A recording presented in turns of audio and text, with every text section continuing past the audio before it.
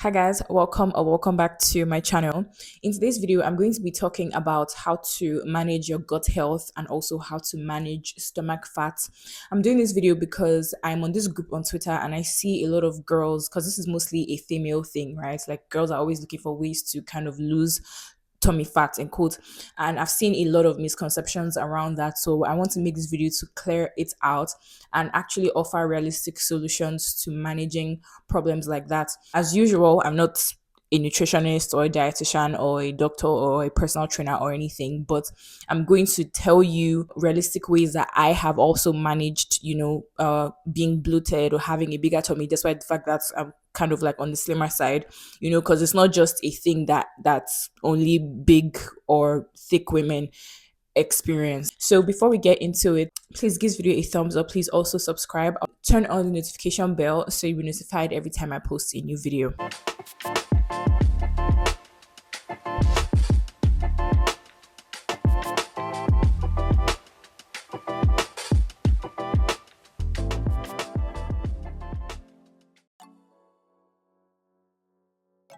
The first thing I'm going to get into is what gut health actually is. So your gut health is the overall well-being of your digestive system. It's for your stomach, for your large intestine, small intestine, and your microbiome. All of this is important in a human being's body because your digestive system is in charge of how you eat food, process food, and then pass out waste. And if your gut health is not good, then it affects a series of other things in your body. It could lead to you feeling bloated, it could lead to you breaking out, it could lead to you having allergic reactions. Or for women who deal with PCOS or autoimmune diseases, gut health could also play a huge role in it. Like I have a close friend, her name is Favor. She has this whole brand where she creates healthy snack options for people who have not necessarily just for people who might have maybe PCOS or autoimmune diseases, but just because she deals with stuff like that, she uses her business to kind of solve that problem. Your gut health matters a lot because you're a human being, right? Especially if you're getting into your fitness journey. And again, this video is also for the fitness girlies, right? If you're getting into your quote your fitness era, or let me not call it an era, let me say you're getting into a fitness lifestyle, your gut health is one of the things you need to pay attention to, because you can't just be eating anything and be bombarding your body with junk food or with nonsense and just expecting your digestive system to do all the work, or just putting too much work on your digestive system. At some point you have to start eating food that aids digestion and that can help you to also pass out waste, because that's a very important important aspect of being a human being. Using the bathroom every day, the way you go to pee every day. Some people don't poop every day. I find that really absurd sometimes, unless it's a medical condition. But as a human being, I believe that you should be able to poo at least once a day. So that's neither here nor there. My point is that when you start getting into your whole fitness lifestyle or your fitness era, what you put into your mouth matters a lot. And I made a video on this. I will link that video here. It's about what to eat as you're starting your fitness journey. So it's like realistic things to eat that will also help with your metabolism and your digestive system. Before I get into how to actually manage stomach fats and all that stuff, I'm going to give you a list of foods that help to improve your gut health. Okay, these are things that you can quickly Google, but because just for the sake of the niche I'm trying to break into on YouTube, I'm going to give you those examples. So I'm going to be looking down a lot because I have a list here. The first thing you want to eat, or the first thing you want to start incorporating into your diet, is foods that contain fiber. So foods like golden morn, oats, greens, broccoli, cauliflower, all of those, they help to improve your gut health. Fiber also helps to improve your gut health because it helps you to pass out waste more. Granola is also good because it contains grain. And I remember I made a video about what to eat and all that. There was another video like that I made. I'm going to link it. I'm going to link it here as well. So you can see that there are different types of cereals that you can take if you are trying to incorporate fiber into your diet. Okay, so golden morn is good if you're a Nigerian. I'll leave a picture of that on the screen. Any kind of granola cereals are good. Fruit and fiber cereals, they're also good. Oats are also good. I personally don't like oats, but a lot of people like it, and also good for your gut health. So you want to incorporate things like legumes into your diet as well. So beans, soybeans, kidney beans, peanuts, peas, all those things are very good. You can see that I'm mostly listing things like vegetables, right? Because if you're trying to gain or lose weight, and I always say gain or lose weight because I don't just want to rebrand myself as some kind of weight loss genius or anything. That was not what I was actively trying to do, right? I was actively trying to gain weight.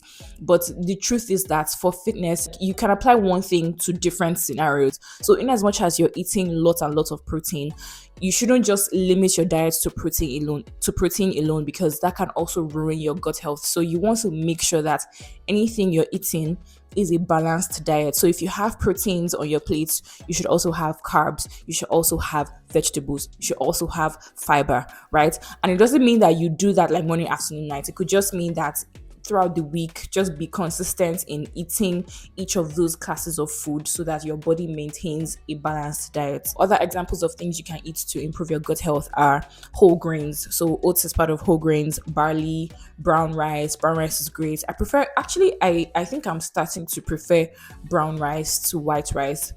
I don't think there's no difference per se, like when I cook it, right? But I just prefer what brown rice looks like. That makes sense. Nuts are also great if you're not allergic to nuts. So almond nuts are great. Cashews, pistachios, and other things like yogurt. Yogurt is not a nut, but yogurt and avocados. I love avocados so much. So you might want to add those things consistently into your diet. Any kind of yogurt is good, not frozen yogurts, but like actual yogurt. Greek yogurt is fine. Sweetened or unsweetened. Yogurt has a lot of benefits, like especially as a lady, right? If you are maybe trying to prevent something like bacterial vaginosis, right? You know what BV is? It's like that fishy odor that comes out of your vagina. That fishy odor occurs because the bad bacteria has overtaken your vagina. So if you're trying to introduce good bacteria into your body, and this is just an aside, yogurt is great. And this is actually what a doctor told me. So I'm not just talking off the top of my head. Yogurt is great. Cranberry juice is great. Kombucha tea is great. So these things are like, they really, really help, especially as you're getting older. You want to start finding like natural, I don't want to say alternatives, well, let me just say alternatives for your diet so that you can supplement your body with the nutrients that it actually needs. So now I'm going to go into the whole losing belly fat myth and all of that. I say myth very loosely, so just take that with a grain of salt. So the thing about weight loss or even weight gain, as a general rule of thumb, is that when you lose weight everywhere. When you gain weight everywhere. And I've said this before in one of my videos. I already linked the videos up here, but I'll use myself as an example. I was trying to gain weight, right? And for me personally, I don't really have big boobs like that. Like my boobs have always been small, but my bottom has always been big. So during my weight gain process, right now I'm not actively trying to gain weight anymore because I've reached my goal. So during my weight gain process, right, I noticed that my hips were getting bigger, my thighs were getting bigger, my bum was getting bigger, my boobs were getting bigger. But if you look at my proportions, my boobs are still small compared to my bottom. Does that make sense? I still gained weight there, but just looking at my entire body for my proportions is still small if you compare it to my bottom. Does that make sense? So it's the same thing when you lose weight. There's no such thing as spot reduction. Okay, are there some people that will lose weight and you still see their butts there? Yes, but that's because they just have it genetically. I'm one of those people. No matter how skinny I get, I'm always going to have a butt. And I'm saying this because over the years I've gained weight and it's just always been there. Do you understand what I mean? So there's no such thing as spot reduction. If you want to lose belly fat, be prepared to lose fat in your arms, in your thighs, in your face, in your cheeks, on your back. It goes everywhere. There are also things that you can actively do, like with diet and exercise, and I'm going to get into that. But there are things that you can actively do with diet and exercise that can help you to maintain your tummy for it to look proportional to your body. And some of those things are, one, exercising. That one, it goes without saying. It depends on what kind of exercise you want to do. If you're somebody that likes walking, you can walk. If you like doing cardio, you can do cardio. If you like lifting weights, you can lift weights. If you like doing abs or core exercises, you can do that. But like I always say, if you're trying to gain or lose weight, everything starts and ends in the kitchen. Okay, I would say like 70% of what you eat is more important than you being active. I'm not saying that you shouldn't be active. Being active is great, but I'm just saying if you're trying to lose any kind of weight, especially for tummy weight, it depends highly on what you eat. Cut out too much sugar and alcohol. I'm not saying cut it out completely, because I realize that it's not realistic to tell people to cut certain things out of their diet completely, especially as a start.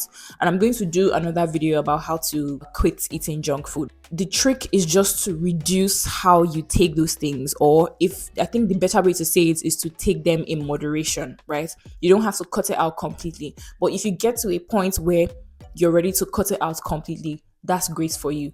For me now, I don't do soda. I'm not a fan of soda. Once in a while, I'll indulge, but you never come to my house and see soda in the fridge. Instead, I would opt for things like juices or yogurts.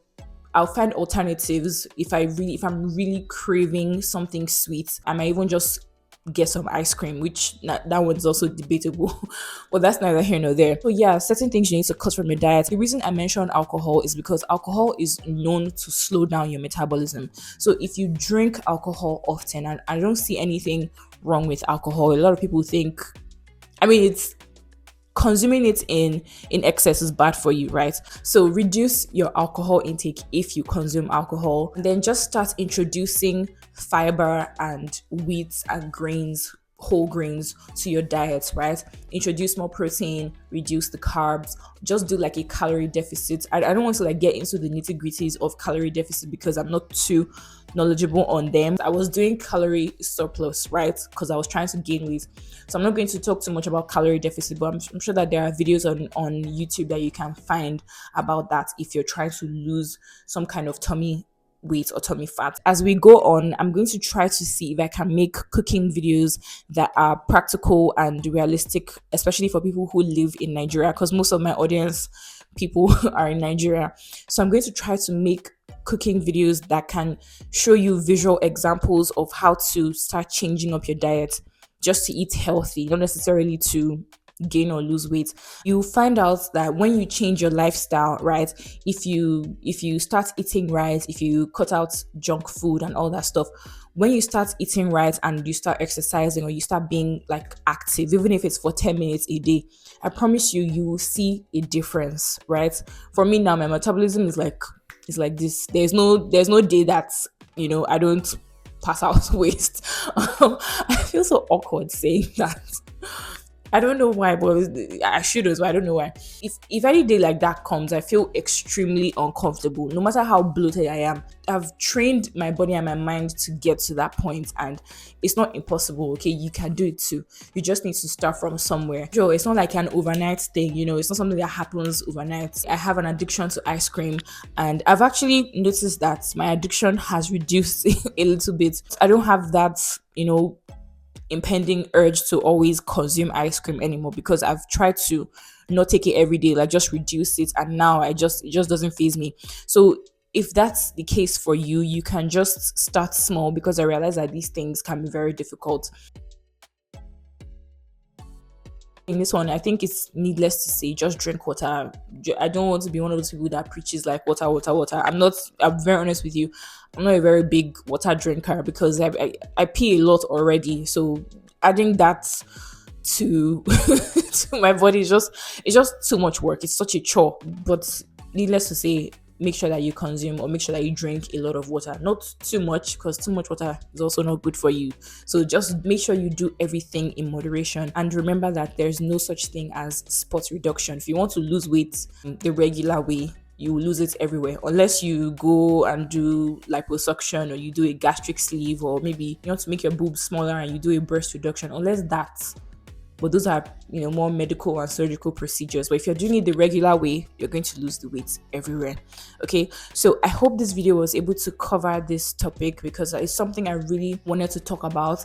And if you have any questions, leave it for me in the comments below. If I'm able to answer them, I will. If I'm not, I will tell you I'm not.